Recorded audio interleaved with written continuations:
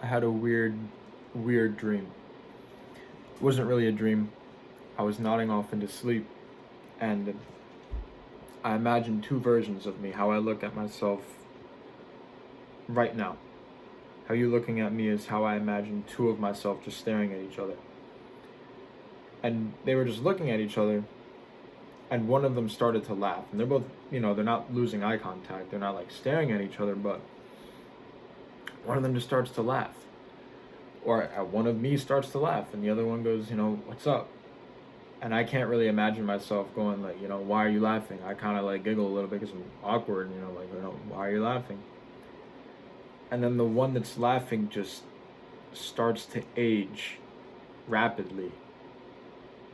And not like crazy, but it's like I see myself in my 30s and in my 40s, 50s, 60s, and I'm growing this facial hair and I'm getting a little wrinkly and I'm starting to hunch over. But my eyes stay the same. And it's like the energy didn't leave me either. It was the same exact human being. And the younger one kind of just, the younger one of me kind of just looks at him and he's like confused. And then this is the morbid part. He just drops. The old guy just drops. But as the young guy's staring at him,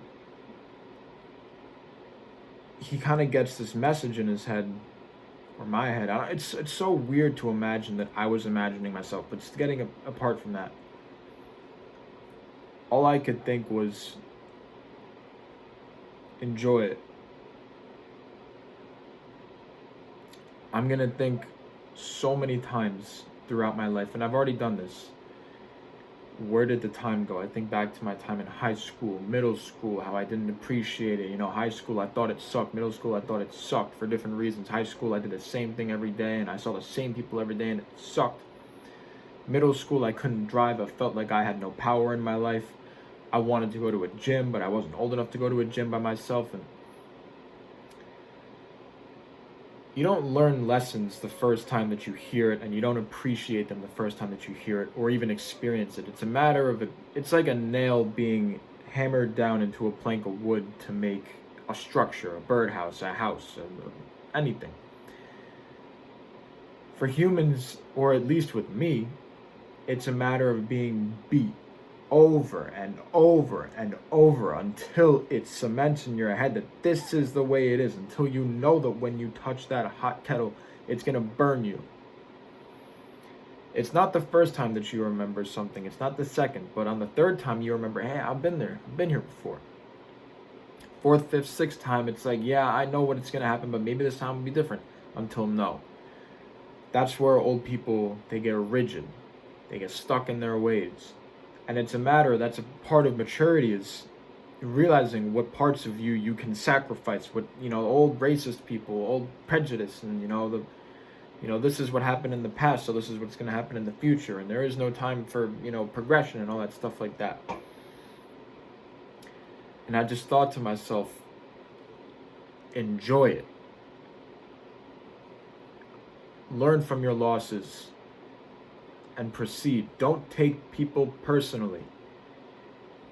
Don't attribute malice to something that can be attributed to ignorance or their own personal problems. Someone does you dirty, you gotta move on. You can't sit there and ponder and give up.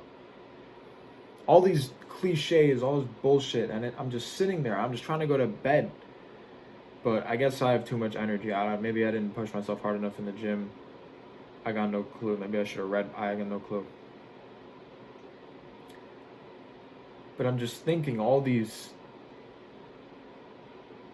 life lessons that I need to learn.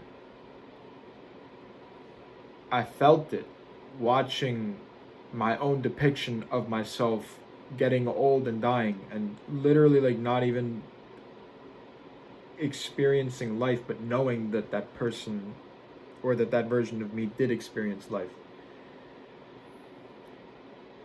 And that can go into something else. You go to the grocery store and you see this old person, and it's just an old person. You completely forget they saw Vietnam.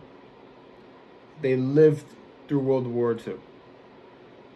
They saw all of this disgusting, horrible, terrible shit. They had lead in their house. They had lead pipes.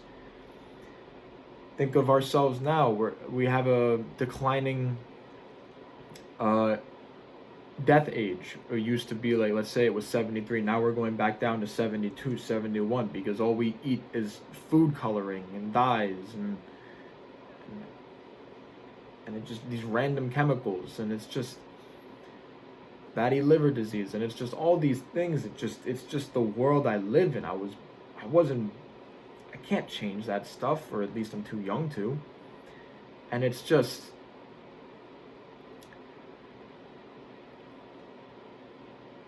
these things that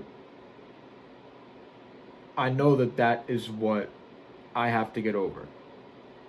If something is in your head and it's bothering you, it's your brain's way of telling you this is the next obstacle.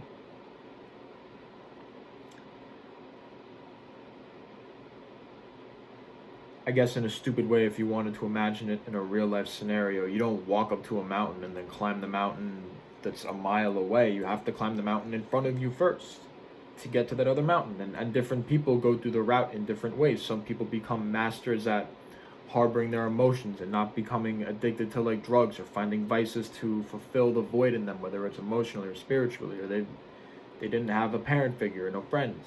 Other people are incredible at like math, and then they go full speed ahead and become STEM majors, and they solve all these diseases, but then they wind up dying of alcoholism. And it's a weird long way of saying enjoy your life.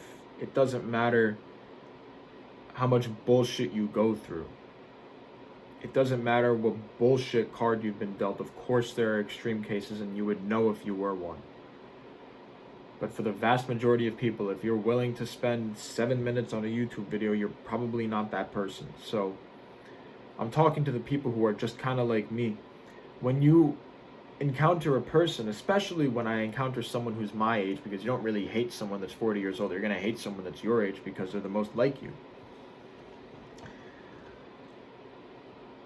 A very surefire way to not take things personally, at least for me, I know again it's morbid,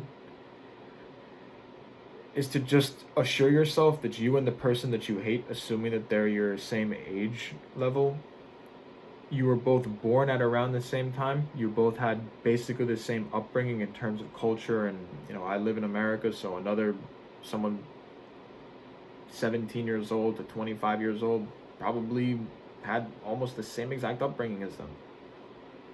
Different parents and siblings, of course, a friend group, but can't really be that much different. I didn't grow up in Yemen. I didn't grow up in Bangladesh. So keep in mind that, and it's a very connecting thing to assure yourself that you were born at around the same time and you're going to die at the same time, just statistically speaking. And I hope that, I don't know if that was a healthy thing. I guess we'll find out in 50 years if that was a healthy thing, to have two of the exact version of myself, and then one of them just start to kind of like laugh a little bit, like you have no idea what you're talking about, like that kind of thing. And like an argument, you just start kind of like crazily laughing, and you get a little like, and then the other one's like, what? Like, what's going on? Why are you laughing? And then he just does the single most traumatizing thing you can do to another human being, which is, it's not only just like what the Stoics say, like, oh, imagine your own death, and it's like you can't even imagine yourself at your own funeral because your body can't. I imagine myself getting old and then falling, lifeless, never to move again. I'm not even 25. Why does that exist in my brain when I'm trying to go to sleep? I'd like to think that is a rare thing for people to even imagine once in their life, no matter how old they get. But for someone to not even break 25 and to have such morbid, and at the sake of my humility, probably very maturing and realistic thoughts on what life is, because it wasn't just I saw myself fall and die. That old presence of myself, the energy stayed, and it gave that young person, that young version of me, life lessons. to enjoy it. One day in a year, I'm gonna think, or one day in a week, maybe even tomorrow, I'm gonna think, damn, where did the time go? What am I doing? Do I really want to do this? All this lack of certainty and lack of confidence in what I've done and what I want to do. And it's a beautiful line between it matters and it doesn't matter, because at the end of the day you're going to be in the middle of the road between it does matter and it doesn't matter, and it's you in the middle. Mattering does not exist. That is completely, I hate to say, it's subjective. I just got to do what I want to do, and you got to learn from the mistakes and enjoy your wins, but again, learn from your wins. You can't just party your entire life away and then wonder off of one win and then wonder why you're not winning anymore. You can't get beat up after one loss or one unfortunate event, or you got scarred one time and then you just let that ruin you. And that's hard. It's hard to say there's nothing, no pill, no amount of sunlight or exercise or diet that can help me. It's a matter of doing everything and letting yourself bit by bit, step by step, painfully and, enjoying it. It's going to be painful and it's going to be enjoyable, but that's what life is.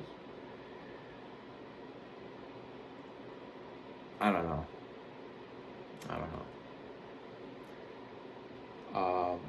I hope that you don't have the same experience as I did. I hope that you can, most nights I'm pretty good at falling asleep. Like, honestly, it takes me a couple minutes to get there. I yawn a couple times, I stretch, I roll over, and I fall asleep. I don't know what was different tonight, but I think whether you're religious or not, I think everyone believes that there is something more to the world, whether it's a parallel universe or God or something like that. And I think that the fact that I've been making videos between something so, in my mind, so serious as learning a language, because if you don't know why I go so deep and so purposeful into it, check my videos, haha. But I truly believe that, number one, this is just a fact, everyone is unique, but I truly believe that something that makes me different from 95% of the world is the fact that I have thoughts like that. Not saying it's good or bad or I'm better than you or better than anyone. Right now, I'd rather be 99% of the world that doesn't have that, because I would rather have just rolled over and fallen asleep. But it's a learning curve. It's a matter of whipping yourself up into shape. And I think the fact that I haven't posted anything in a while, maybe something came down, maybe angels or spirits or whatever exists, or ancestors, whatever you believe in, I don't really care. It came down and told me that, hey, you like helping people, you like sharing your experiences, so, what's the most important experience, or what's the most important lesson you can have in your entire life, is to fucking enjoy it. So there you are at 30, 40, 50, 60. You're wrinkling, hunched over, but it's the same you. It's the same energy in your eyes. It's the same spirit about you, even when you're in the fucking ground, never to move again. It's inevitable. It's still you. And that doesn't only apply to me. So, hopefully, you can enjoy from not having a first-hand experience like that. Hopefully, you can learn all the lessons that I've learned, and hopefully, as I said earlier, it's a matter of being beat and beat and beat until you truly do learn that lesson. But hopefully you learn in a more safe manner than I did, and hopefully you take one less hammer beat down to learn than I do. So, yeah. Hope you enjoyed.